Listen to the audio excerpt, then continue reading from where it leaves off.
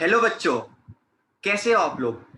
तो बच्चों, आज की इस वीडियो में हम लाए आपके लिए वन शॉट, पूरा का पूरा केमिकल काइनेटिक्स वन शॉट में। इस पर्टिकुलर वीडियो के बाद आपको केमिकल काइनेटिक्स में कुछ भी पढ़ने की जरूरत नहीं पड़ेगी। बोर्ड लेवल का हर एक कॉन्सेप्ट, हर एक थियोरी में आपको यहाँ पर पढ़ा दूंगा बच्चों। हर एक चीज आपको एकदम क्लियर हो जाएगी, राइट। हमेशा बच्चों याद रखना, the best way to predict the future is to create it. जो हम आज करने वाले हैं, एक एक चैप्टर लेकर के हम पूरे के पूरे सिलेबस को वन शॉट में जो है कंप्लीट करने की कोशिश करेंगे। और एक दिन आपको रियलाइज होगा कि आपको सब कुछ आता है बच्चों। ये चैप्टर में हम पढ़ने वाले हैं रेट ऑफ रिएक्शन के बारे में, रेट लॉ के बारे में, ऑर्डर मॉलिक्यूलरिटी के बारे में, इंटीग्रेटेड रेट लॉस के बारे में पढ़ेंगे हम। First order reaction, second order reaction क्या होता है, जीरो ऑर्डर रिएक्शन क्या होता है, स्यूडो रिएक्शन क्या होते हैं, कोलिजन थियरी क्या मामला है, एरिनेस इक्वेशन क्या। तो नाम बहुत सारे बच्चों आपने सुने भी होंगे, बट इसको एक रिविजन की तरह लेना। एक क्विक रिविजन जो है बच्चों आपको मैं कराने वाला हूँ। हर एक टॉपिक जो है बच्चों मैं पे टच करने वाला हूँ। तो बच्चा, चैप्टर का नाम है केमिकल काइनेटिक्स, राइट। अच्छे से नोट्स बनाओ बच्चों मेरे साथ, आप एकदम अच्छे से नोट्स बनाना बच्चों। तो इस चैप्टर में हम पढ़ने क्या वाले बच्चों, सिंपली रिएक्शन के स्पीड के बारे में पढ़ेंगे, रेट के बारे में पढ़ेंगे। कोई कोई रिएक्शन स्लो होता है, कोई कोई रिएक्शन बहुत फास्ट होता है, कोई कोई रिएक्शन नहीं ज्यादा स्लो होते नहीं ज्यादा फास्ट होते बच्चों। आप बिलीव करना मेरे बच्चों मेरी बात, कोई कोई रिएक्शन इतने स्लो होते हैं जिनको महीनों लग जाते हैं, सालों लग जाते हैं कंप्लीट होने के लिए। जैसे कोल का फॉर्मेशन, आयरन की रस्टिंग। और कोई कोई रिएक्शन तो इतने फास्ट होते हैं बच्चों जिनको सेकंड्स भी नहीं लगते। ओके बच्चों, और ऐसे भी रिएक्शन है बीच के, ना ज्यादा फास्ट ना ज्यादा स्लो। बच्चों अब हम जैसे ही आगे बढ़ेंगे तो आपको बेसिक चीज पहले पता होनी चाहिए बच्चों कि कोई भी एक केमिस्ट है, उसको रेट ऑफ रिएक्शन पता करना बहुत जरूरी है बच्चों।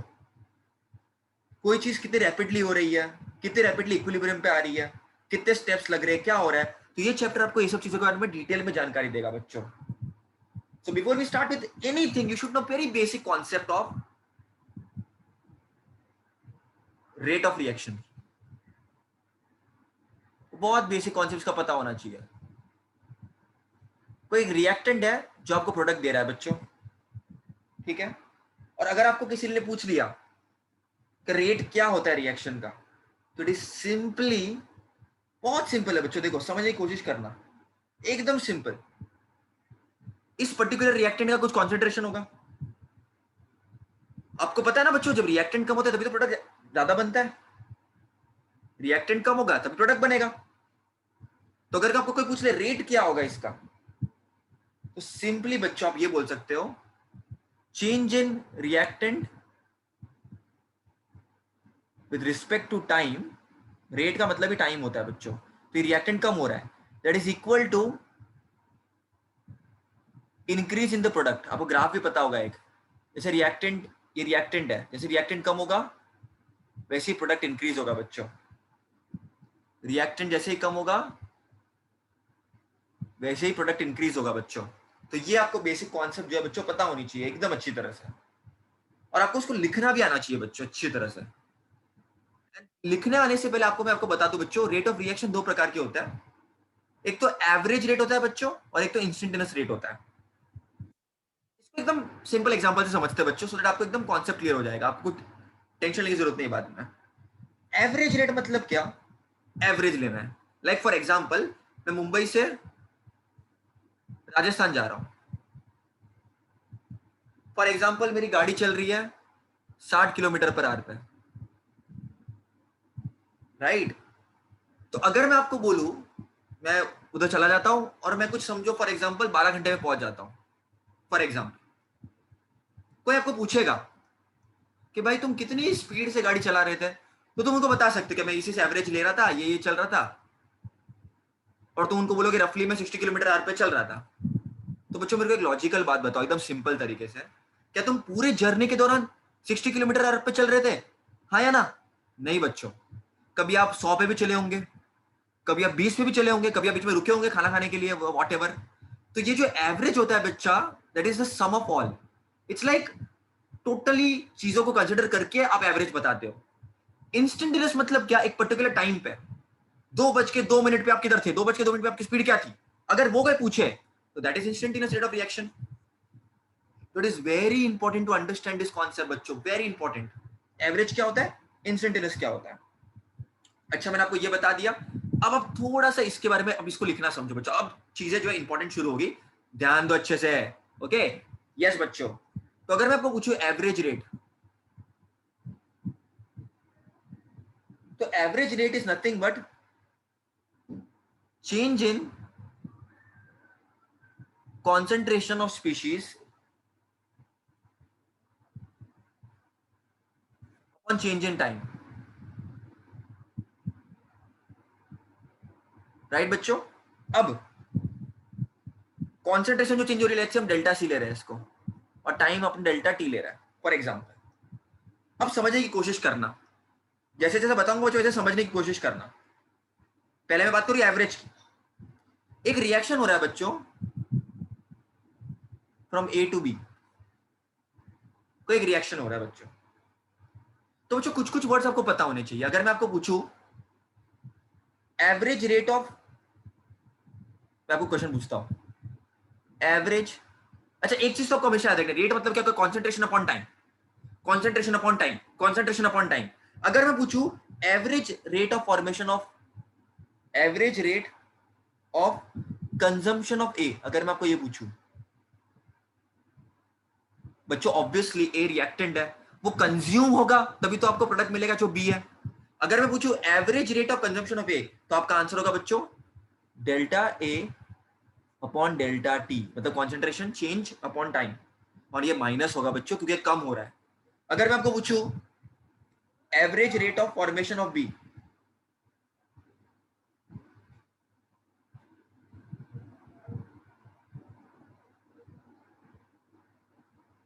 तो ये हो जाएगा बच्चों delta B upon delta T, ये पॉजिटिव हो जाएगा। तो जब जब रिएक्टेंट कम होगा तब तक प्रोडक्ट बढ़ेगा बच्चों।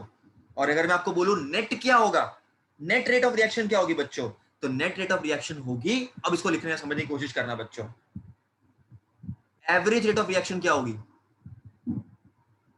अच्छी तरह से समझना बच्चों, एकदम अच्छी तरह से समझना, ये कॉन्सेप्ट को प्लीज अच्छी तरह से समझना है बच्चों, आपको एकदम अच्छी तरह से समझना है। एवरेज रेट ऑफ रिएक्शन होगी बच्चों,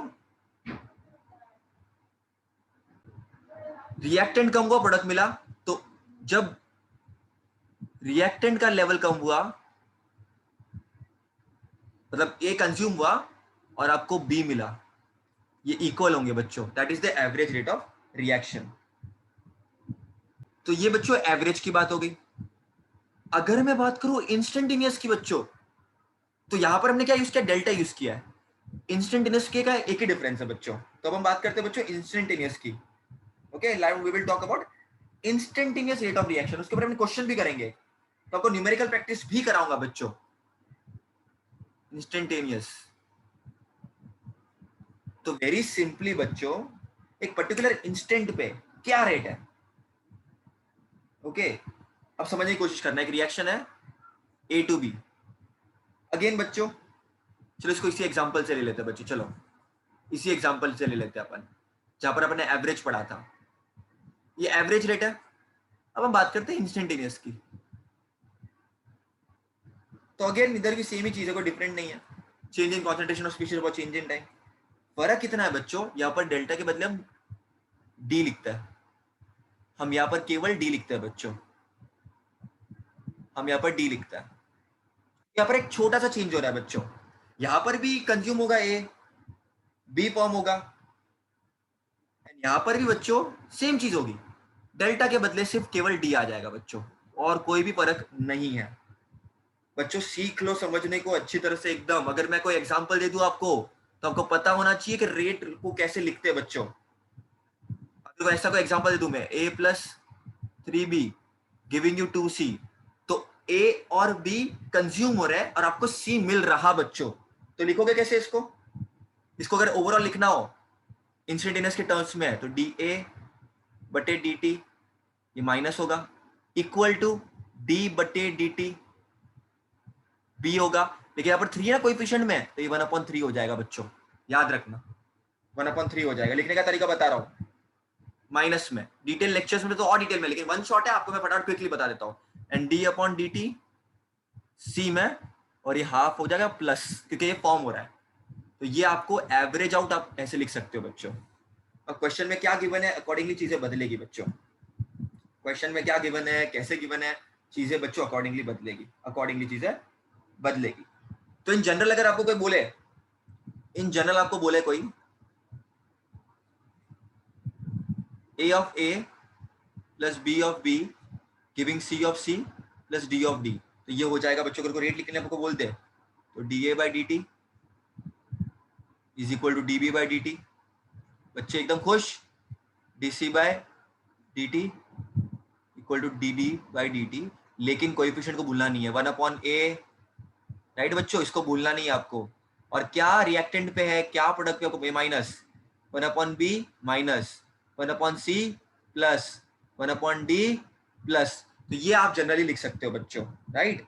अब इसके ऊपर बच्चों एक क्वेश्चन देख लेते हैं अपन।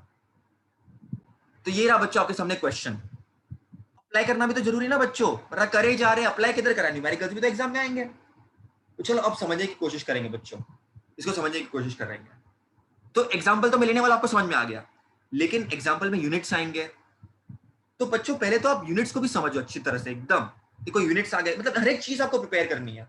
मैंने क्या बोला, rate of reaction is nothing but change in concentration of a species upon बच्चों टाइम टेकन। बच्चों कॉन्सेंट्रेशन का यूनिट क्या होता है, याद करो, मोल पर लीटर, और टाइम का यूजुअली हम सेकेंड्स लेते हैं बच्चों, सेकेंड्स लेता है। तो ये ऊपर आ जाएगा तो क्या होता है, मोल पर लीटर पर सेकेंड। तो ये तुम्हारा बच्चों यूनिट आ जाएगी। हाँ कभी कभी आवर्स में भी दे सकते हैं, मिनट्स में दे सकते हैं, कोई प्रॉब्लम नहीं है। Accordingly it will change, not an issue, completely not an issue बच्चों, कोई इशू नहीं है। बट आपको पता होना चाहिए बच्चों ये यूनिट होती है रेट ऑफ रिएक्शन की। जनरल, जनरल आगे और बताएंगे आपको वेरिएशन जनरल। अब बच्चों बिना क्वेश्चन किए हम आगे बढ़ेंगे नहीं, एक क्वेश्चन डेफिनेटली हमको बच्चों अब करना है। एक आपको रिएक्शन दी हुई है बच्चों, ओके, एक आपको रिएक्शन दी हुई है, 2N2O5 gives you 4NO2 plus oxygen in liquid bromine. N2O5 disappears at the rate of 0.02 moles per dm cube per second। तो लीटर को लिखने का तरीका है बच्चों, राइट, आपको पता ही होगा ना, लीटर के यूनिट्स, वॉल्यूम वगैरह के यूनिट्स वगैरह होता है, तो ये चीजें तो आपको पता होगी। 1 litre is nothing but 1000 ml, 10⁻³ dm cube, ये सब चीजें आपको पता होगी बच्चों, राइट, ये सब चीजें बेसिक है, तो इसके ऊपर टेंशन मत लीजिए। यूनिट्स कुछ भी, जनरल आपको यूनिट्स पता होनी चाहिए। तो चलो मुद्दे पे आते हैं। 2N2O5 gives 4NO plus O2. N2O5 disappears at the rate of 0.02 मोल। तो बच्चों पहले तो एक चीज है ना, हमेशा मेरी याद रखना, जब कभी ऐसा कुछ क्वेश्चन है चुपचाप से रेट वाला लिख दो इक्वेशन, पूरा रेट वाला इक्वेशन लिख दो आप। देखो देखो इधर मैं साइड में लिख देता हूँ, साइड में मैं लिख देता हूँ, साइड में मैं लिख देता हूँ इधर N2O5 अपॉन dt, यहाँ पर हाफ आ जाएगा और माइनस होगा, that is equal to DNO2 upon dt, यहाँ पर हो जाएगा 1/4, that will be equal to, और ये प्लस हो जाएगा क्योंकि प्रोडक्ट के साइड पे ही है, प्लस DO2 अपॉन dt, यहाँ पर कुछ नहीं आएगा क्योंकि यहाँ पर कोई कोएफिशिएंट नहीं है बच्चों। तो ये सिंपली मैंने लिख दिया बच्चों, इसमें कोई बड़ी बात नहीं है, बहुत सिंपली मैंने चीजें लिख दी, बहुत सिंपली मैंने चीजें लिख दी। ये आपको लिखना आना चाहिए बच्चों, ये मैंने आपको एक्सप्लेन किया थोड़े टाइम पहले, राइट, ये आपको अच्छी तरह से आना चाहिए। अब समझने की कोशिश करा न्यूमेरिकल के through. N2O5 disappears at a rate of 0.02 moles per dm cube per second। तो क्या गिवन है आपके अंदर, what is given to you, you have been given the disappearance rate, मतलब आपको ये वैल्यू गिवन है बच्चों, अर्थात आपको गिवन क्या है, आपको ये गिवन है d N2O5, मैं लिख देता हूं अच्छे से, आप भी लिख, नोट्स बनाते चलो बेटा मेरे साथ, लेक्चर खत्म होने के बाद आपको भी सब कुछ आ जाना चाहिए। तो ये जो वैल्यू है बच्चों that is 0.02, this is given to you, this is given to you. आपको उन्होंने क्या क्या निकालने बोला है, NO2 और O2 का फॉर्मेशन का रेट क्या होगा और रेट ऑफ रिएक्शन क्या होगा बच्चों। तो रेट ऑफ रिएक्शन क्या है बच्चों, this is equal to this, equal to this, equal to this. So बच्चों पहले क्वेश्चन का आंसर दो, रेट ऑफ रिएक्शन क्या हो जाएगी बच्चों? एकदम simply rate of reaction will be equal to this equation. इन तीनों में से जो भी आपको नोन पैरामीटर है उसे सॉल्व करो। Minus half D N2O5 upon dt, तो माइनस हाफ इंटू ये पूरा वैल्यू तो देखो गिवन है ना, it is 0.02, this is given to you, not an issue, completely not an issue. ठीक है, you can very well you can remove this particular value. अब ऐसे भी छोड़ोगे तो चलेगा इसको, रेट ऑफ रिएक्शन, लेकिन वैल्यू गिवन है तो लिख देने का। तो आपको ये पर्टिकुलर वैल्यू मिल गई बच्चों, you got this particular value.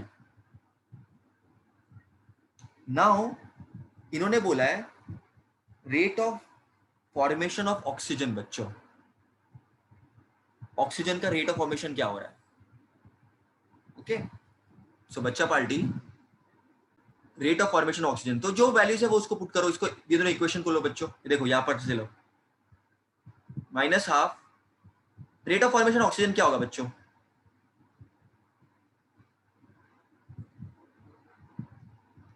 It is nothing but DO2 upon dt, यही तो होगा बच्चों, यही तो होगा। तो बस minus half DN2O5 upon dt is equal to DO2 upon dt। ये आपको वैल्यू पता है ऑलरेडी, पुट कर दो। देखो माइनस हाफ इंटू ये पूरा वैल्यू पुट कर दो, क्या 0.02 है ये value, right, as simple as that, DO2 upon dt।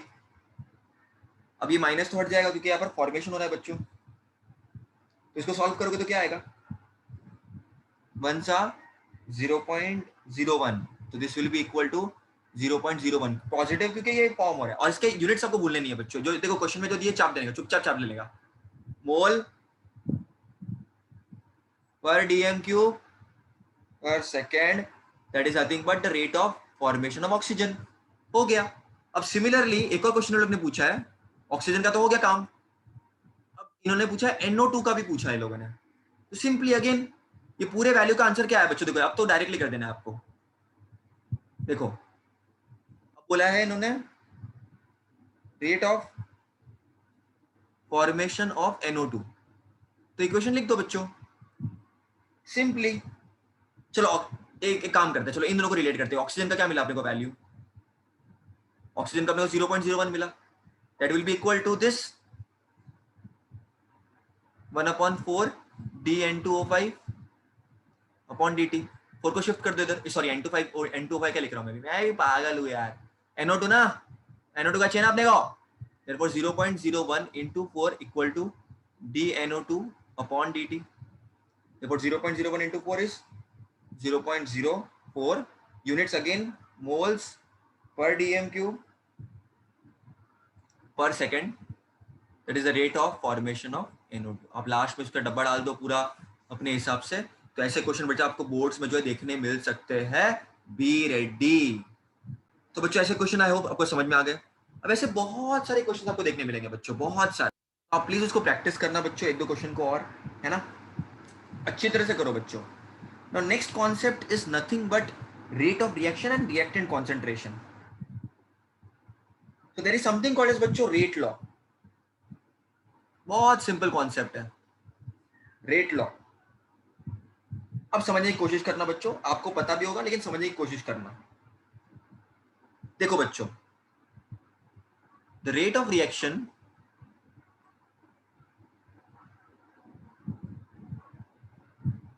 at a given time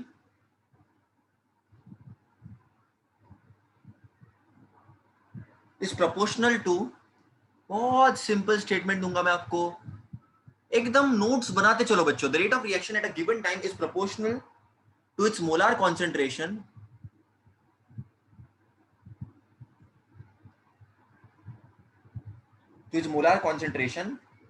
at that time raised to its simple power। बच्चों अर्थात क्या है इसका?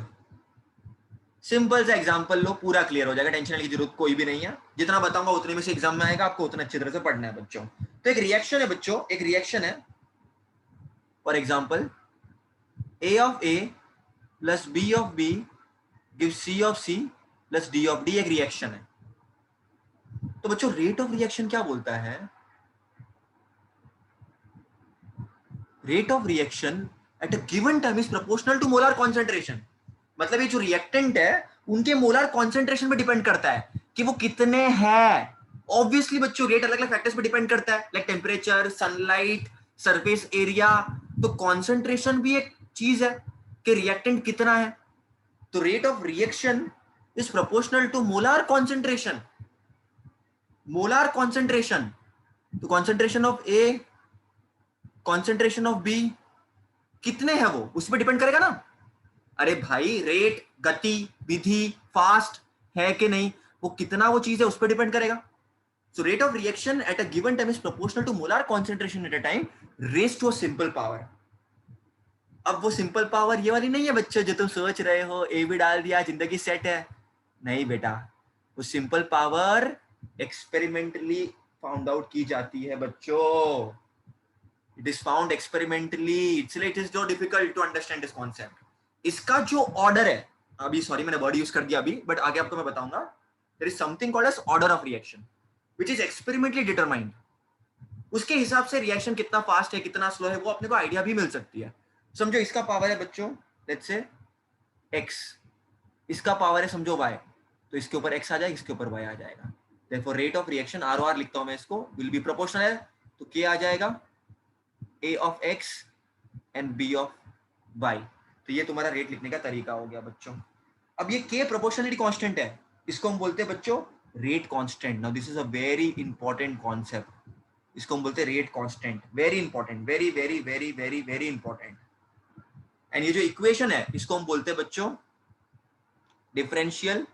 देखो ये चीजें छोटी छोटी चीजें एग्जाम में आ सकती है। Differential rate law, very very very very basic चीज है बट वेरी इंपॉर्टेंट, ठीक है। और हमेशा याद रखना जरूरी नहीं है ये ए और बी एक्स और वाई के इक्वल हो। एक्सीडेंटली आ गए तो अच्छी बात है, लेकिन हमेशा होगी नहीं बच्चों। तो depending upon this X Y value, for example X तुम्हारा लग से 1 है और y तुम्हारा 2 है, तो rate of reaction will be equal to k a1 और b के ऊपर 2। तो इस तरह से आप चीजें लिख सकते हो बच्चों, रिएक्शन आप लिख सकते हो, इस तरह से आप चीजें लिख सकते हो, इस तरह से आप रिएक्शन लिख सकते हो, राइट। एंड अगर आपको मैं एक और एग्जांपल दूं कि कैसे लिखना है इसको, अभी बात चल ही रही है तो एक और एग्जांपल ले लो। 2 time H2O2 is equal to 2H2O plus oxygen. So यहाँ पर rate will be equal to molar concentration of reactant, ठीक है बच्चों, इस पर डिपेंड करती है रेट। तो ये सब चीजें हैं बच्चों, राइट। और भी बहुत सारे कॉन्सेप्ट है अंदर अंदर अंदर अंदर, बट इतना आपको पता होना चाहिए कि लिखते कैसे इसको। रेट लॉ किसको बोलते हैं, डिफरेंशियल रेट लॉ क्या होता है, ये चीजें जो बच्चों आपको अच्छी तरह से पता होनी चाहिए, एकदम अच्छी तरह से। If you are clear with all this things, कभी भी जीवन में नहीं फंसोगे बच्चों आप। बच्चों अब हम कर ही रहे हैं तो एक और कॉन्सेप्ट को समझने की कोशिश करना जो बहुत इंपॉर्टेंट है, बहुत ज्यादा इंपॉर्टेंट है। देखो बच्चों समझने की कोशिश करना, अच्छी तरह से ध्यान देना बच्चों, सब जन ध्यान देना। देखो बच्चों ये जो है एक और वर्ड में पर इंट्रोड्यूस कर देता हूं, इसके बारे में आगे डिटेल में बहुत बात करूंगा, ऑर्डर। तो ये दोनों मिलाकर जो अपन ऐड करके जो आंसर देता है x प्लस वाई का, that is nothing but order of reaction बच्चों। x plus Y gives you order, वो क्या है कैसा है आगे और रिलेट कराऊंगा, डोंट वरी, बट अभी इतना याद रखना फिलहाल। Now there is one important concept बच्चों जो बच्चे बहुत बार स्किप करता है, बहुत बार। देखो बच्चों एक रिएक्टेंट ने आपको प्रोडक्ट दिया, अब मैं आपको बोलूं रेट ऑफ रिएक्शन क्या होगा, तो आप क्या बोलोगे बच्चों, it is proportional to reactant raise to power, let's say experimentally power उसकी n मिली अपने को तो अपन n लिख दिया। देखो rate of reaction will nothing but k into reactant का molar concentration upon n, right बच्चों, अपॉन n। तो आपको कोई k को डिफाइन करने भी बोल सकता है, वो सब चीज आपको बोल सकता है, बट मेन चीज यहाँ पर ये है बच्चों जो बहुत सारे बच्चे गलती से कंफ्यूज कर देते हैं और मिस कर लेता है, बहुत बार मैंने ऑब्जर्व किया ये चीज। देखो बच्चों समझने की कोशिश करना एकदम, k के यूनिट्स निकालते हैं चलो अपन। रेट ऑफ रिएक्शन के यूनिट्स क्या होंगे बच्चों, सो k क्या होगा, पहली बात तो rate of reaction upon reactant to the power n। Rate of reaction क्या लिखा था बच्चों अपन ने, मोल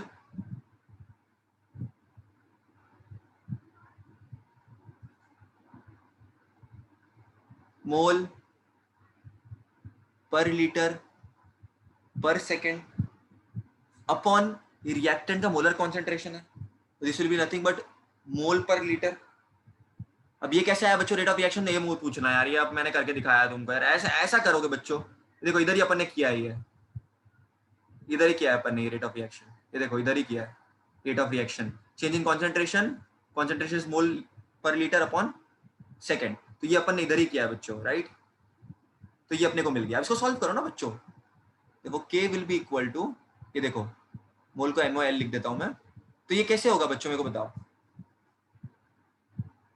इसको मैं ऊपर लेके जा सकता हूँ बच्चों, ये सेकंड को तो अलग ही रहने दो, ये मोल पर लीटर अपॉन ये n ऊपर आ जाएगा तो ये 1 माइनस n हो जाएगा और सेकंड इनवर्स ये हो जाएगा, तो ये पूरा n है ना ये ऊपर चला जाएगा, ये सेम सेम टर्म्स दिख रहे हैं ना आपको, इधर 1 है, ये पूरी क्वांटिटी ऊपर जाएगी तो 1 माइनस n हो जाएगा सेकंड इनवर्स। तो K का बच्चों जो है ये तुमको एक वैल्यू मिलती है। अब डिपेंडिंग अपॉन दैट आपको अलग अलग ऑर्डर ऑफ रिएक्शंस मिलेंगे।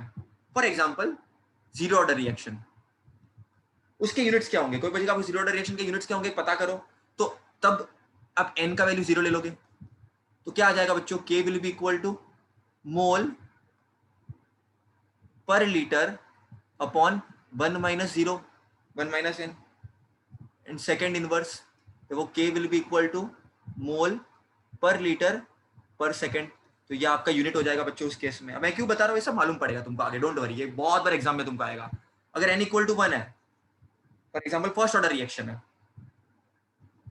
तो K will be equal to mole per litre and 1 minus 1 minus n होता है ना, तो यहाँ पर n1 है, राइट, तो ये हो जाएगा 1 minus 1 is 0 and anything raise to 0 is 1, तो K will be equal to second inverse. तो by looking at the unit you can come to know कि भाई कौन सा ऑर्डर ऑफ रिएक्शन है।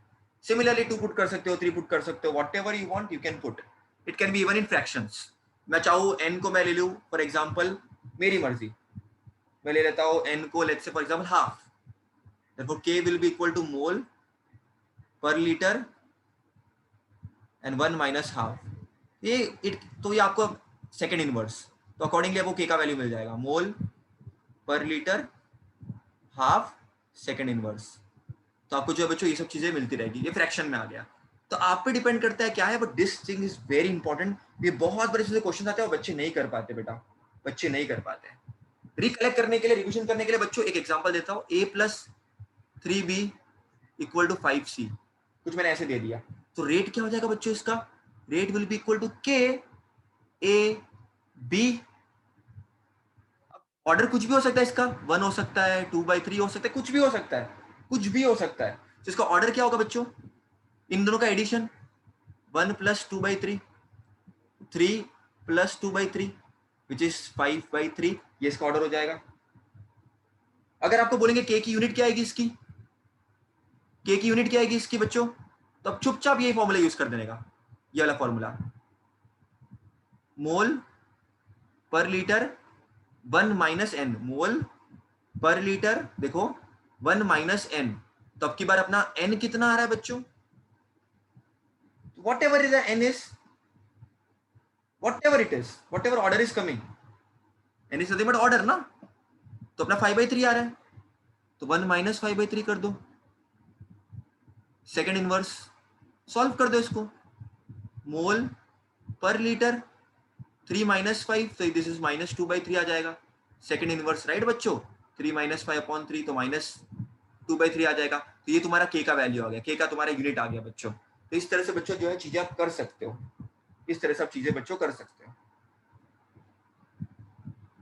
बच्चों आपने ये सब सुन लिया, अब अपने ऑर्डर वर्ड सुन लिया, अब बच्चों एक और चीज समझना, there is something called as elementary reaction, जो एक स्टेप में हो जाता है, and there is one very important distinguish for your board examination बच्चों, something called as order and molecularity. बच्चों ऑर्डर मैंने आपको बताया एक्सपेरिमेंटली है, इसका डेफिनेशन मैंने आपको लिखवाया, it is sum of the power of concentration raised to a certain power and it can be an integer, fraction और जीरो। अब मॉलिक्यूलैरिटी क्या होती है बच्चों, कितने नंबर ऑफ मॉलिक्यूल्स एक रिएक्शन में एक पर्टिकुलर रिएक्शन में पार्ट ले रहे हैं।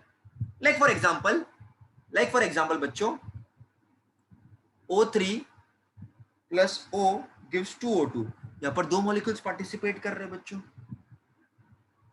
ओके, 2 मॉलिक्यूल्स पार्टिसिपेट कर रहे हैं बच्चों यहाँ पर, तो यहाँ पर बच्चों मॉलिक्यूलरिटी 2 हो जाएगी। आप काउंट कर सकते हो ना, तो it's an integer, it can never be बच्चों -12, क्योंकि मैं ऐसा बोलूंगा क्या आधा रिएक्टेंट पार्टिसिपेट कर रहा है, नहीं ना। This is a very important distinguish बच्चों, very very very very important. Boards के लिए आप पढ़ रहे हो तो आपको पता ही होना चाहिए बच्चों ये वाली बात। ऑर्डर क्या है, एक्सपेरिमेंटली डिटरमाइंड। मॉलिक्यूलर काउंट कर सकते हैं ना ये, अच्छा O3 O डाला, आपको पता है भाई, कर सकते हो काउंट, काउंट करो, O3 1, O2 2, 2 है मॉलिक्यूलरिटी, तो आप काउंट कर सकते हो, ज्यादा हाइपर नहीं होने का, आप काउंट कर सकते हो इसको। जो चीजों को आप काउंट कर सकते हो उसका टेंशन क्या ही लेना, क्या ही लेना उसका टेंशन। तो बच्चों आई होप आपको इधर तक समझ में आ गया होगा। अब बिना क्वेश्चन के तो बात आगे बढ़ानी नहीं है बच्चों, जब जब क्वेश्चन अपन कर सकते हैं तब हमको करना है। इजी सी क्वेश्चन पे बच्चों वाट लगती है, तो इससे अच्छा एक क्वेश्चन देख लो आप। एक रिएक्शन दिया हुआ है, आपको बोला हुआ है 3 मार्क के लिए आ सकता है, 4 मार्क के लिए आ सकता है, और भी चीजें लोग पूछ सकते हैं इसके ऊपर। क्या दिया देखो, आपको रिएक्शन दिया, आपको बोला है right the equation of overall reaction. तो मुझे एक सिंपल चीज बताओ, आपको आपने किए भी होंगे बच्चों, आपको पता होना चाहिए। देखो रिएक्टेंट में यहाँ पर देखो क्या है, NO2 है प्लस F2 है, गिव्स NO2F प्लस फ्लोरीन। अब ये फ्लोरीन यहाँ पर फॉर्म हुआ, और देखो ये इधर प्रोडक्ट पे है, इधर ही रिएक्टेंट साइड पे है। तो अगर मैं ओवरऑल इक्वेशन लिखूं तो ये फ्लोरीन और ये फ्लोरीन ऐसे में कैंसिल कर दूंगा। NO2 NO2 2 है तो 2NO2 हो जाएगा, प्लस एक फ्लोरीन है F2 के फॉर्म में, और यहाँ पर NO2F है, NO2F है तो 2 टाइम्स NO2F हो जाएगा ये।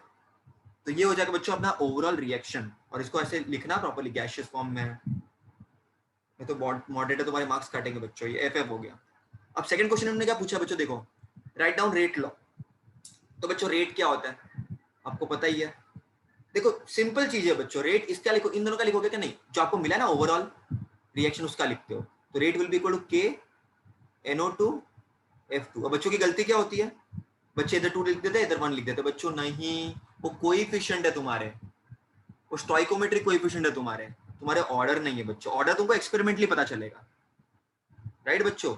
और अगर बोलेगा कोई रेट डिटरमाइनिंग स्टेप कौन सा है, तो हमेशा याद रखना बच्चों जो स्लो रिएक्शन होता है वही रेट डिटरमाइनिंग स्टेप होता है। फॉर एग्जांपल मैं क्लास में पढ़ा रहा हूँ, जिस बच्चों को सबसे फास्ट समझेगा मैं उसके हिसाब से सिलेबस कराऊंगा, या मैं जिस हिसाब से जिस बच्चों को एकदम स्लो समझेगा उसके हिसाब से सिलेबस कराऊंगा। ऑब्वियसली जिस बच्चों को स्लो समझ रहा है उसके हिसाब से मैं सिलेबस कराऊंगा बच्चों।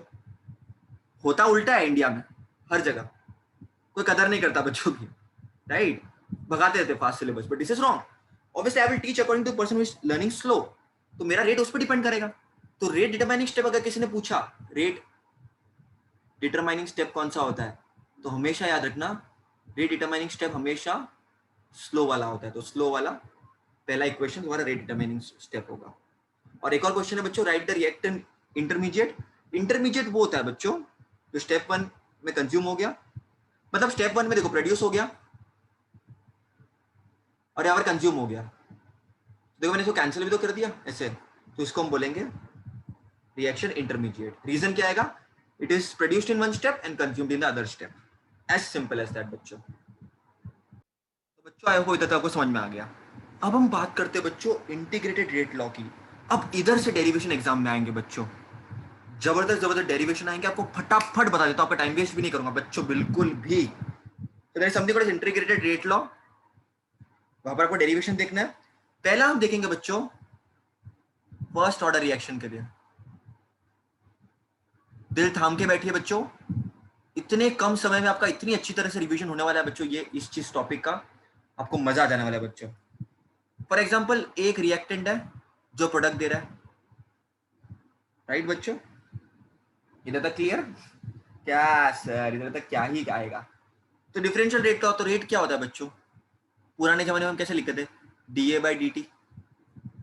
इसको लिखने का एक और तरीका है प्रोपोर्शनल टू द कॉन्सेंट्रेशन, याद आया, ऐसे लिखने का तरीका है इसको।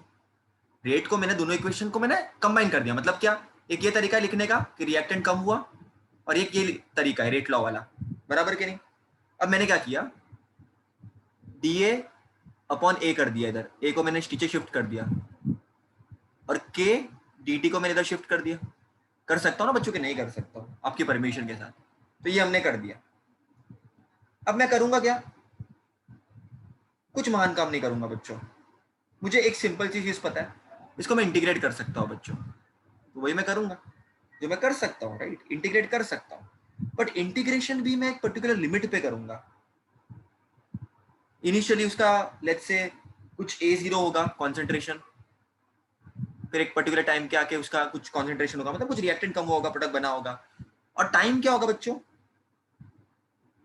इनिशियली 0 से लेके पूरा टाइम T तक रिएक्शन चल रहा होगा, तो 0 टाइम पे इतना कॉन्सेंट्रेशन था, टाइम T तक आते आते 80 हो गया। अब बच्चों बताओ इसका क्या होता है, इंटीग्रेशन ऑफ 1/x क्या होता है, it is nothing but log x, right, log x होता है, राइट, तो ये आपको इंटीग्रेशन पता होना चाहिए। This will be equal to nothing but ln of a, और लिमिट्स कैसे होंगे बच्चों, a0 से लेकर के बच्चों at तक। अब ये k बाहर आ जाएगा बच्चों, और ये dt का इंटीग्रेशन करोगे तो t आएगा, और लिमिट्स अगर आप पुट कर दोगे 0 टू t तक तो t माइनस 0 हो जाएगा। तो अब करो ना बच्चों इसको, देखो therefore क्या हो जाएगा, ये सिंपली क्या होगा बच्चों, ये therefore ln ऑफ, अंडर डाल दो ना लिमिट्स बच्चों, ln of at minus ln of a0, है ना, यही मैंने किया यहाँ पर, और कुछ नहीं किया। Upper limit minus lower limit, upper limit minus lower limit. बच्चों मेरे साथ प्रैक्टिस करते जाओ, सुनो मत खाली, जो बच्चे देख रहे हैं प्रैक्टिस करो मेरे साथ चैप्टर को खत्म करो, समझ रहे हो, is equal to minus K T. अब बच्चों log a minus log b is nothing but log a upon b, ये तरीका होता है, equal to minus K T, right, is equal to minus K T.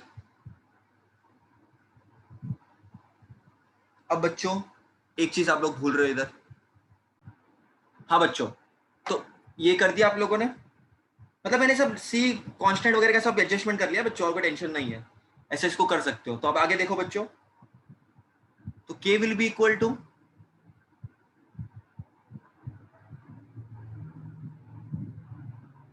Minus 1 upon T ln of at upon a0।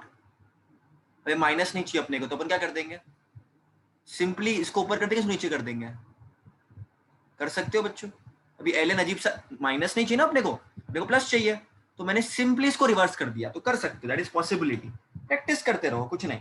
k equal to 1 upon T ln of a0 upon at, now converting into log form, तो 2.303 by T log to the power 10 a0 upon at, ये तुम्हारा final equation बन जाएगा बच्चों first order के लिए। बहुत सारी चीजें तुम और भी कर सकते हो, बहुत सारी चीजें और भी है, बट इतना आपको बेसिक पता होना चाहिए। There is also something called as half life, बहुत आपको मैं फटाफट इजीली क्विकली रिवाइज कराता हूँ। मुझे क्या मिला, k equal to 0.303 by T log of the power 10 a0 upon at मिला मेरे को। हाफ लाइफ मतलब क्या बच्चों, इनिशियल कॉन्सेंट्रेशन से आधा हो गया, मतलब एट पर्टिकुलर टाइम तेरा कॉन्सेंट्रेशन आधा हो चुका है जो स्टार्टिंग में था, सिंपल। और टाइम तुम्हारा क्या होगा, तुम्हारा टी हाफ होगा, तो k will be equal to 0 upon T log of 10 a0 upon, ये आ जाएगा a0 बाई 2, तो a0 कैंसिल बच्चों, देखो k will be equal to 2.303 T half log of 10, ये 2 ऊपर आ जाएगा ऊपर, राइट, ये जब नीचे था तो ऊपर आ गया। अब log 2 क्या होता है बच्चों, इसको सॉल्व करो, तो वो k will be equal to 2.303 upon T half, log 2 होता है 0.3010, आपको वैल्यू याद रखनी है बच्चों, वो k will be equal to, इसको तुम सॉल्व करोगे तुमको मिलेगा 0.693। बच्चों एग्जाम में आपके पास टाइम नहीं होगा तो उसके वैल्यू को याद रखना, तो वो T half will be equal to 0.693 upon k, तो डेरिवेशन आपको आ सकता है half life of first order and पूरा का पूरा integrated rate law of first order, right. Simply इसका ग्राफ अगर बताओ तो डाउनवर्ड स्लोप का ग्राफ होगा बच्चों इसका, राइट। बहुत सी चीजें तुम सिंपली बता सकते हो, बहुत इजीली, है ना, बहुत इजीली तुम इसकी चीजें बता सकते हो। लाइक अगर मैं तुमको बताऊं फॉर इंस्टेंट, एकदम मैं एक सिंपल एग्जांपल दूं, के क्या है, ये graph important, 2.303 upon T log to the power 10 a0 by 80। मैं काम कर सकता हूँ बच्चों, इसको मैं शिफ्ट कर सकता हूँ उधर, K T upon 2.303 equal to log to the power 10 a0 by 80, ये मैं कर सकता हूँ। इसको मैं ऐसे भी लिख सकता हूँ के टी अपॉन, तो इसको मैं ऐसे ओरिजिनल फॉर्म में लिख सकता हूँ ना, A not to the power 10 minus log 10 80, जो ओरिजिनल फॉर्म था बच्चों उसमें भी लिख सकता हूँ मैं इसको। तो क्या मैं इसको तो शिफ्ट कर सकता हूँ राइट में, तो log of log 10 80 will be equal to log of A nought, या तुम इसको इधर लेकर आ जाओ, के टी को इधर लेकर आओ, minus K T upon 2.303 plus log of A not. Sir क्या हो रहा है? कुछ नहीं हो रहा है बच्चों, रीअरेंज कर रहा हूं मैं, रीअरेंज कर रहा हूं। तो K into T upon 3.003 equal to log 10 A nought by 80, K T upon 2.003 फटाफट रिवाइज कराना है क्योंकि आपको, और इसको मैंने ओरिजिनल फॉर्म में लिख दिया, log A minus log B is nothing but log A by B, वही होता है, वही होता है बच्चों।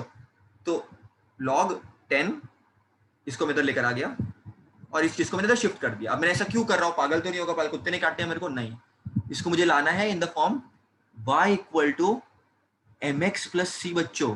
तो दिस इज y एक्सिस वाला thing, this is here you will get x axis पे time, this is your m का value and this is nothing but your c का वैल्यू बच्चों। So you can have a graph here, you can have a graph here बच्चों, है ना? Graph मिल सकता है आपको इधर, very well you can get a graph, why not. ये आपका y आ गया, लॉग ऑफ 80 वाला जो भी था, आपको x मिल गया जो टाइम है तुम्हारा, ठीक है। And minus K upon 2.303 is nothing but slope, you have to get a slope right. And y intercept भी आपको मिल गया बच्चों, ये आपका y इंटरसेप्ट है, ठीक है, आपका y इंटरसेप्ट है बच्चों। So all this things is you can get right, that is a simple graph y equal to mx plus c वाला। तो बस इसको फॉर्म में मैंने इसको अरेंज किया, एग्जाम में अगर इनकेस पूछ लिया तो ऐसे बहुत सारे क्वेश्चन बच्चा आ सकता है एग्जाम में, बहुत सारे आ सकता है। और अगर कोई एग्जांपल पूछे, कोई फर्स्ट ऑर्डर रिएक्शन को कोई एग्जांपल देने बोले कोई, तो ये एग्जांपल आपको याद रखना है बच्चों, 2H2O2 gives 2H2O plus O2, तो rate will be equal to K H2O2, this is nothing but first order reaction का example, you can remember this। इसके ऊपर आप न्यूमेरिकल्स कर सकते हो, डायरेक्ट फॉर्मूला बेस्ड है, लॉग एंटी लॉग आपको अच्छी तरह से आना चाहिए right. Then there is something called zero order reaction बच्चों, क्विकली रिवाइज करो बच्चों, बहुत क्विकली रिवाइज करो। एक रिएक्टेंट है जो आपको प्रोडक्ट दे रहा है, अगेन यहाँ पर रेट क्या होगा, रिएक्टेंट जिस सबसे कम हुआ based on time right, it will be equal to K times,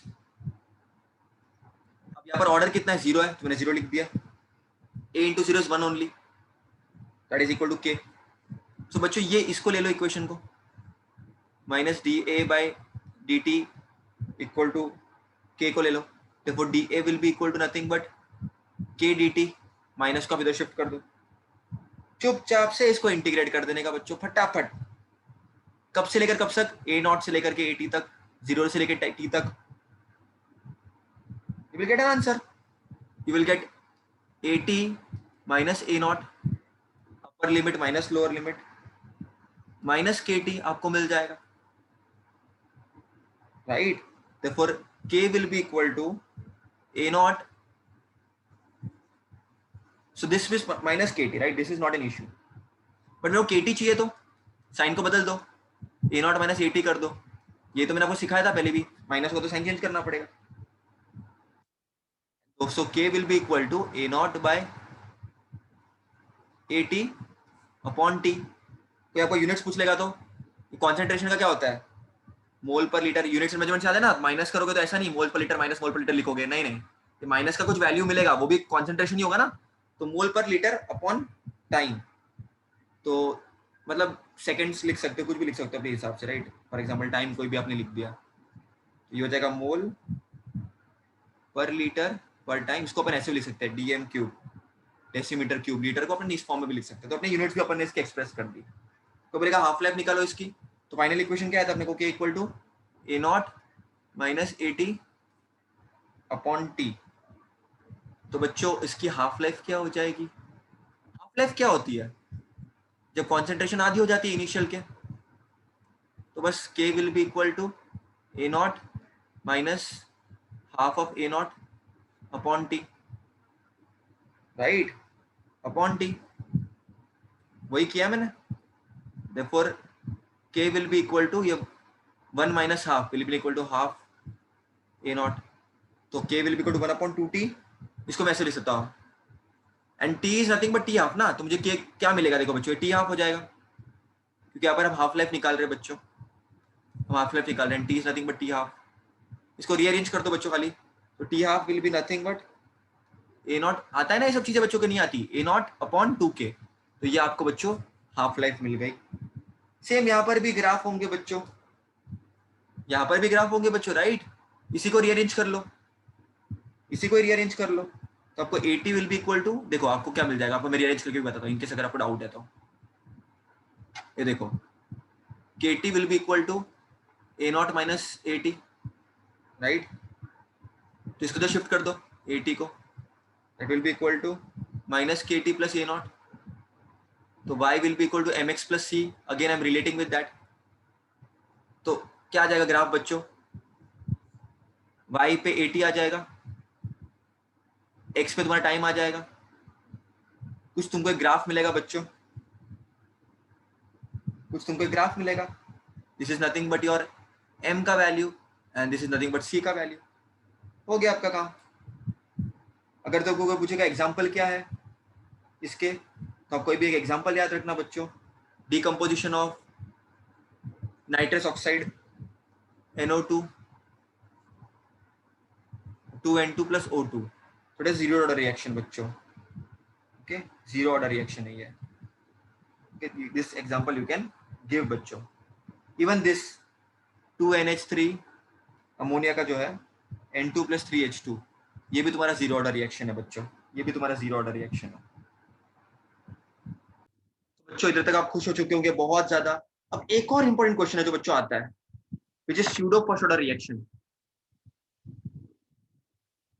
pseudo first order reaction, pseudo का मतलब होता है फॉल्स। अब ये क्या बात हुई? एग्जांपल लेते हैं, CH3 COO CH3 एक्वस में डाला, प्लस वाटर के साथ अपन ने इसको हाइड्रोलाइज कराते बच्चों, ये आपको देगा छतरी को प्लस CH3OH। तो रेट लॉ के हिसाब से रेट हो जाएगा के, जो भी तुम्हारा कॉन्सेंट्रेशन ऑफ रिएक्टेंट है। तो सब मानते थे लोग कि सेकेंड ऑर्डर होगा बच्चों, रिएक्शन को एक्सपेक्ट किया था कि सेकेंड ऑर्डर होगा, लेकिन बच्चों यहाँ पर हमने वाटर ऐड किया, तो लगा क्या था? लगा सेकेंड ऑर्डर होगा, लेकिन ये वाटर बच्चों इतने एक्सेस में होता है कि उसका कोई चेंज ही नहीं होता बच्चों, और concentration of water is constant, तो इसको भी हम कांस्टेंट ले लेते हैं बच्चों। तो H2 is also treated as constant only, let's say K dash, तो rate will be equal to K into K dash CH3 COO CH3, ये दोनों कांस्टेंट मिलके कांस्टेंट बनाएंगे, फिर ये दोनों कांस्टेंट को मल्टीप्लाई करके कांस्टेंट बन जाएगा, let's say K double dash CH3 COO CH3। तो अब सिर्फ एक ही रिएक्टेंट को डिपेंड कर रहा है वो, तो ये रिएक्शन बच्चों अब लग रहा था सेकंड ऑर्डर का, लेकिन हो गया बच्चों फर्स्ट ऑर्डर का। तो दिखता कुछ है लेकिन होता कुछ और ही है, राइट। तो it appears to be a second order reaction और a high order reaction, but it is first order reaction, इसीलिए इसको बोलते हैं सूडो फर्स्ट ऑर्डर रिएक्शन। इसका एग्जांपल याद रखना, इसका एक्सप्लेनेशन याद रखना, और ऐसा क्यों हुआ बच्चों वो भी याद रखना, क्योंकि सॉल्वेंट तुम्हारा वाटर है, वाटर को रिएक्ट कराते हो तो आपस में मिल जाता है, तो ज्यादा वो चेंज नहीं होता बच्चों, इसका मोर और लेस कॉन्सेंट्रेशन कांस्टेंट रहता है बच्चों, राइट, इसका मोर और लेस कॉन्सेंट्रेशन कांस्टेंट होता है बच्चों। तो छोटा सा टॉपिक है, आई नो बहुत सारी चीजें अपन ऑलरेडी कवर कर ली है, बट एक छोटा सा, तो बच्चों अपन ने बहुत सारे टॉपिक कवर कर दिया, I know, and I am so grateful कि अब तक इधर तक आप रुके हो, तो थैंक यू सो मच बच्चों। एक और है कोलिजन थ्योरी जिसको हम बोलते हैं, मैं क्विकली आपके लिए वो गो थ्रू करा लेता हूं एक बार। मतलब कोई भी रिएक्शन बिना कोलिजन के पॉसिबल नहीं है, राइट। अगर गैस फेज की बात करूं मैं, वहां पर collision is much better, that you already know. आपको पता है एक्टिवेशन भी होना चाहिए, मतलब जो कोलाइडिंग रिएक्टेंट मॉलिक्यूल्स है उनके पास काइनेटिक एनर्जी होनी चाहिए, मिनिमम काइनेटिक एनर्जी होनी चाहिए, और वो मिनिमम काइनेटिक एनर्जी को मैं एक्टिवेशन एनर्जी बोलता है। राइट बच्चों, ये सब चीज आपको पता है ना कि energy should be greater than activation energy at least, it should cross the potential barrier. तो ये सब टर्म्स आपको पता है, मैं आपको क्विकली रिवाइज करा रहा हूं बच्चों। उसके बाद ओरिएंटेशन ऑफ मॉलिक्यूल्स भी बहुत ज्यादा इंपॉर्टेंट है, बहुत ज्यादा इंपॉर्टेंट है orientation of molecules. For example AC है, वो रिएक्ट कर रहा है B के साथ, एक पर्टिकुलर रिएक्शन है, और ये B और C साथ में है, तो हमको चाहिए हमको AB मिले प्लस C मिले। अब समझने की कोशिश करना बच्चों, A ऐसा है, C ऐसा है और B ऐसा है, तो यहां पर कभी कभी ये हो जाता है बच्चों, the collision of A with C approaching towards A would not lead to reaction in case में। अगर C अप्रोच कर रहा है A को तो ऐसे रिएक्शन नहीं होगा, तब ऐसे कैसे रह जाएगा, ऐसा कैसे रह जाएगा। लेकिन अगर ये ऐसा कुछ होता तो अब वक्त बदल जाएगा, जिंदगी बदल जाएगी, जज्बात बदल जाएंगे बच्चों, अब जाके रिएक्शन होगा, अब जाके रिएक्शन होगा बच्चों। तो ओरिएंटेशन इज वेरी इंपॉर्टेंट बच्चों, एंड अलॉन्ग विद ओरिएंटेशन, तो मैं आपको टर्म लिख देता हूं orientation. Along with orientation there is something called edge potential energy barrier. आपने ग्राफ देखा होगा बच्चों, मैं क्विकली रिवाइज कराता हूं, आई नो बहुत सा टाइम ऑलरेडी हो चुका है, but quickly have to revise. Something called edge potential barrier, energy barrier that you have to cross. तो एक रिएक्टेंट और प्रोडक्ट के बीच में एक बैरियर होता है बच्चों, that you have to cross. The reactant needs to climb up and overcome this barrier. This barrier is called as activation energy. Thus, the reactant molecules transform to products only if they possess energy equal to or greater than. So, reactant product में तभी convert होगा जब energy will be greater than activation energy, तभी वो जा सकता है। और कोई बहुत कम ऐसे reactant होते हैं जो इसको क्रॉस कर सकते हैं। You need, मतलब you need a high amount of energy. तो ये सब चीजें बेटा आपको पता होनी चाहिए अच्छी तरह से। इंपॉर्टेंट है बच्चा, देखो बहुत इंपॉर्टेंट है, इंपॉर्टेंट नहीं होती तो मैं आपको डिस्कस कराता। Also there is something called as Arrhenius equation. अब बात चली रही है तो छोटे टॉपिक्स का नहीं बात कर लेते हैं, सो दैट आपको एक भी टॉपिक स्किप ना हो। एरिनियस इक्वेशन, राइट, तो K equal to AE minus EA upon RT, ये एक्टिवेशन एनर्जी है, ये एरिनियस कांस्टेंट है। R आप T आपको पता है कि आपको पता है, राइट, ये चीज आपको पता है। K is the rate constant, आपको पता है ना बच्चों, ये सब चीजें एरिनियस इक्वेशन किसी ने लिखने बोल दिया। EA is the activation energy, okay. R is the molar cost constant,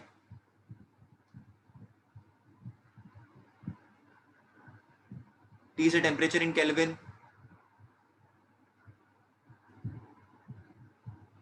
and जो तुम्हारा A है दैट इज एरिनियस इक्वेशन का कांस्टेंट है, बेसिकली फ्री एक्सपोनेंशियल फैक्टर इसको बोलता है।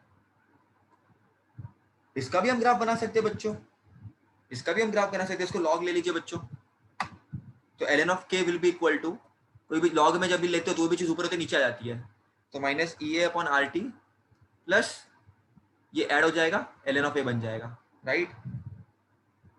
तो एक काम करो ना बच्चों, इसको कैसे लिखो, लॉग के टर्म्स में लिख दो, तो 2.303 से मल्टीप्लाई भी हो जाता है ना, आपको पता है ना, minus EA upon 2.303 R into 1 upon T plus log of A to the power 10।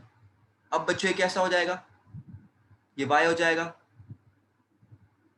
Right, this will be m, this will be x and this will be c। तो इसका प्यारा सा ग्राफ बनेगा, एक log of k to the power 10 y, ये y हो गया बच्चों, 1 अपॉन t तुम्हारा x हो गया। अगर आपको नेगेटिव साइन दिख रही है तो आपको प्यारा सा एक स्लोप दिखेगा बच्चों, है ना, प्रॉपर तरीके से एक स्लोप दिखेगा। आप एक लाइन प्लॉट कर सकते हो बच्चों अपने हिसाब से। स्लोप ऑफ द लाइन क्या हो जाएगी बच्चों, minus EA upon 2.303 R, and आपका जो इंटरसेप्ट होगा बच्चों that will be log A to the power 10। समझ रहे हो ना, ये C का वैल्यू, ये इंटरसेप्ट, y इंटरसेप्ट है तुम्हारा। तो आपको उसे ग्राफ मिल सकता है। अच्छा, एक और डेरिवेशन इंपॉर्टेंट है एग्जाम के लिए, आ गया तो इनकेस डिस्कस कर लेते हैं ना बच्चों, क्यों आलस कर रहे हो, इधर तक आए हो तो आगे भी कर ही लेते हैं। देखो बच्चों, क्या मिला अपने को इक्वेशन, ये इक्वेशन मिला, तो इसको मैं ऐसे लिख सकता हूँ बच्चों। चलो दो, अगर हम दो टेम्परेचर्स के लिए बात करें, for two different temperatures, determination of activation energy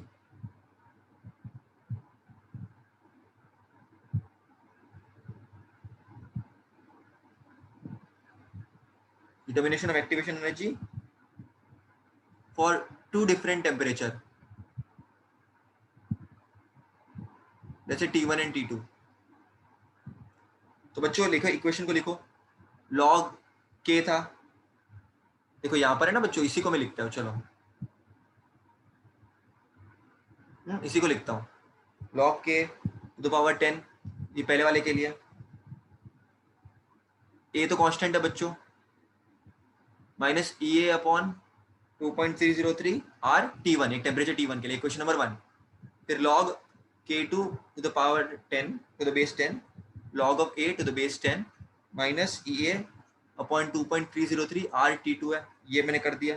अब सबट्रैक्ट कर दो इनको बच्चों, सबट्रैक्ट कर दो इन दोनों इक्वेशन को, तो क्या आ जाएगा, log of k2 to the power 10 माइनस log of k1 to the power 10 is equal to, subtract करोगे तो निकल जाएगा बच्चों ये टर्म्स, है ना, मानते नहीं मानते हो, तो ये minus E A upon 2.303 R 1 upon T2 plus, क्योंकि माइनस माइनस क्या होता है, प्लस होता है ना, ये माइनस है ना, तो ये माइनस कर रहे हो तो माइनस माइनस प्लस हो जाएगा। एट क्विक रिवीजन करा रहा हूँ बच्चों, फुल एक्सप्लेनेशन होगा चैप्टर का तो 8-10 घंटे लग जाते हैं, आपको मुझे वन शॉट में कराना था, तो मैं फटाफट आपको जो है बच्चों बता रहा हूँ यहाँ पर। अब क्या कर सकते हो आप, इसको log of 10 k2 upon k1 कर सकते हो, और यहाँ से अपन ए अपॉन 2.303 को कॉमन ले सकते हो, 1 upon T1 minus 1 upon T2 कर सकते हैं, राइट, ये चीज अपन कर सकते हैं, ये माइनस में ना तो 1 अपॉन T2 हो जाएगा। अब इसको अपन ऐसे आगे, इसको ऐसे ही करो, ये अपॉन 2.303 आर, ये क्या हो जाएगा, क्रॉस मल्टीप्लाई करो T1 sorry T2 minus T1 upon T1 T2, तो ये आपका जो है बच्चों इक्वेशन मिल जाएगा आपको, राइट। इसका अगर आपको ग्राफ भी चाहिए, आप सिंपली इसका ग्राफ एक्सप्रेस कर सकते हो, द इफेक्ट ऑफ टेम्परेचर क्या होता है, इसके ऊपर इक्वेशंस आपको मिलेंगे, तो आपके न्यूमेरिकल्स बच्चों डायरेक्ट फॉर्मूला बेस्ड होंगे, आपको टेंशन लेने की जरूरत नहीं है। हाँ, एक और चीज आपको जो पता होनी चाहिए कि रेट ऑफ रिएक्शन पे कैटलिस्ट का भी फर्क पड़ता है, it provides a surface, right, it increases the activation energy बच्चों, राइट, तो ये चीज आपको पता होनी चाहिए, कैटलिस्ट करता है क्या, सरफेस प्रोवाइड करता है, ऑल्टरनेटिव पाथवे प्रोवाइड करता है, मतलब ऐसा पाथवे प्रोवाइड करता है जिधर एक्टिवेशन एनर्जी लोअर लगती है, आई एम सो सॉरी गलती से मैंने बोल दिया, लोअर एक्टिवेशन एनर्जी लगती है, तो वो चीज आपको याद रखनी है। बाकी तो इस पर न्यूमेरिकल्स है बच्चों, भर भर के आपको करना है, नहीं जमेगा तो मुझे डेफिनेटली बोलना बच्चों, मैं आपको डेफिनेटली न्यूमेरिकल्स में हेल्प करूंगा। बच्चों बहुत ज्यादा मैंने यहाँ पर मेहनत की आप लोगों के लिए, पूरा का पूरा वन शॉट बनाया है, आपको कैसा लगा, अगर आपको आगे ऐसे वन शॉट्स और भी चाहिए तो प्लीज लेट मी नो, किस चैप्टर के चाहिए, किस टॉपिक पे चाहिए, मैंने कोशिश की क्विकली रिवाइज करा पाऊँ बच्चों, बहुत सारी चीजें मैंने फास्ट कराई है, टॉपिक वाइज टॉपिक कराई है, हर एक चीज कराई, न्यूमेरिकल्स भी कराया कुछ कुछ, अगर आपको और न्यूमेरिकल चाहिए तो डेफिनेटली बोलना, पढ़ाई करते रहो बच्चों, ऑल द वेरी बेस्ट, और पसंद आए तो चैनल को लाइक और सब्सक्राइब करना, शेयर करना, थैंक यू सो मच बच्चों।